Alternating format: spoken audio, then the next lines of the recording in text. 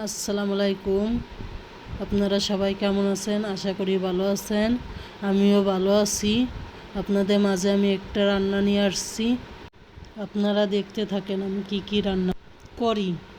প্রথমে আমি তেল দিয়ে দিলাম, তারপরে এখন আমি দিয়ে দেব জিরে বাটা, রসুন বাটা, পেঁয়াজ, কাঁচামরিচ দিয়ে দিলাম। এখন দিয়ে দেব ধনের গুঁড়ো, তারপর দিয়ে দিলাম হলুদের গুঁড়ো, তারপর দিয়ে দিলাম মরিচের গুঁড়ো, তারপর দিয়ে দিলাম স্বাদ মতন লবণ।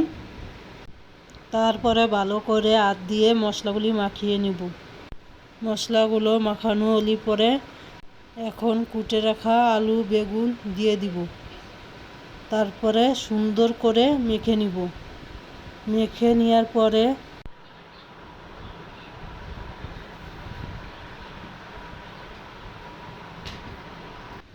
তারপরে দিয়ে দিব মাছ দিয়ে সুন্দর করে আবারও মেখে নিব।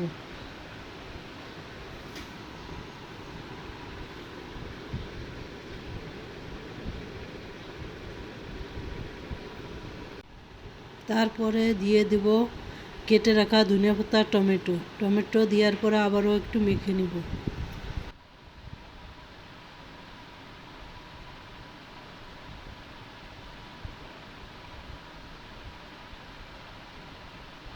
তারপরে সামান্য একটু পরিমাণ মতন পানি দিয়ে দিব।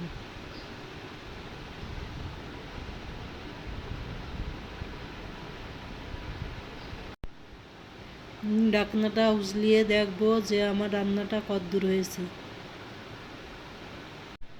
কুসুম দিয়ে নাড়া দিয়ে দেখলাম।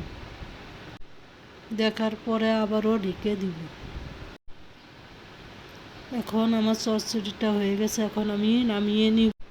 আমার ভিডিওটি যদি আপনাদের ভালো লেগে থাকে তাহলে লাইক, কমেন্ট, শেয়ার করে দিবেন। চ্যানেলটা সাবস্ক্রাইব করে পাশে থাকবেন। আল্লাহ হাফেজ।